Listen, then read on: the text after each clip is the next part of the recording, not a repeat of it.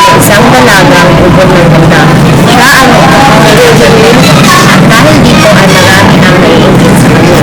Sa dinami-dami man na kanyang nagawa ay ito ang pagdaming sa nila sa kanya. Isang araw, kita ang babae niya sa kanilang bahay.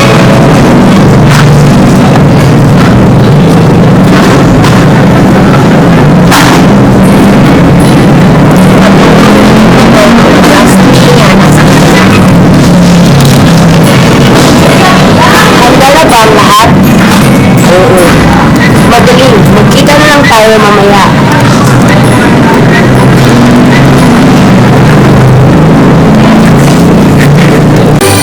Pagdating ni Iana ay may inabot si Adalina kay Iana. Ay, Iya, ito na yung sinabi mo lipsticks na gusto mo. Ay, salamat, Ada. Walang anuman. Oh, siya, aalis na kami. Nagpasama ka lang kasi si Ada na sa amin dito para iatid yan. Sige, paalam. Paalam.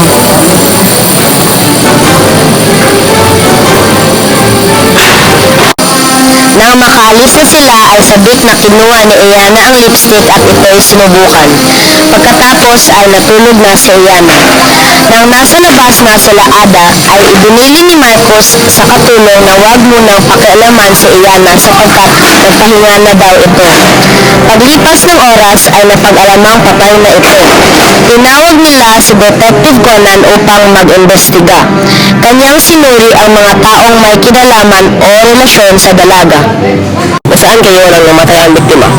Nasa bahay ako. Nasa kumpanya namin. Nasa trabaho. Nagbabakasyon kasama ang nobya ko. Ano ang koneksyon o relasyon niya sa biktima? Kaibigan niya ako. Ako ang iba. Kaibigan at katrabaho. Kaibigan at katrabaho.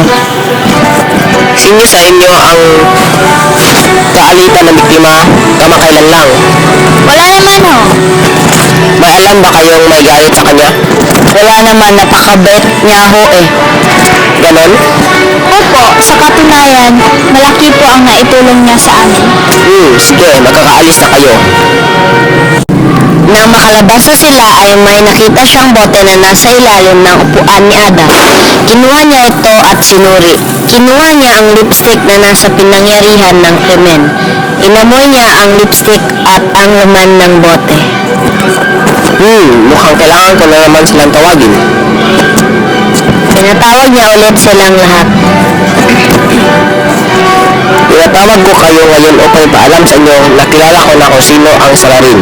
Ada, sa'yo ba itong bote? Ano ang bote? Isang maliit na bote na gawa sa isang kristal. Meron akong ganyan pero nasa bahay yun. Paano nasa akin to? Baka naman iba yan. May markas yang A at sa pag-iimbestiga ko, kayo'y ang anak ng may-ari ng paggawaan ng ang may markang A sa mga gamit. Ikaw pala ang salarin, Ada? Hindi na ako nagulat. Noon pa man ay alam naming nagpapaka-plastic ka sa kanya. Sama mo, Ada. Turingan naman kitang kaibigan. Ikulong mo na siya, Conan. Hindi kayo sasama? Kayo naman lahat ang nagplanong patayin si Ea, hindi ba? Hibang ka ba? Bakit ako rin? Ilan niya ako? Madrasta, hindi na. Simula kahapon ay nagkamali na kayo. Noong mga panahon na namatay ang biktima ay andito pa kayo. Sa katunayan ay naghabilin pa kayo ng huwag siyang gambalain. Ang tanong, bakit niyo siya hindi pinapuntahan sa katulong hinihingian niya naman yun ang pagkain? Kasi nagpapahinga. Tanga lang.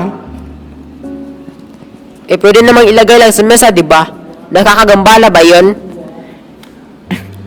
Hindi, pero ano naman ngayon kung hindi namin siya pinagambala? Hindi niyo siya pinagambala upang makatakas kayo sa ginawa niyo. upang makalayo muna kayo bago matuklasan na namatay ito. Uli na kayo. Hindi pwede. Gagawa kami na... Hindi gumawa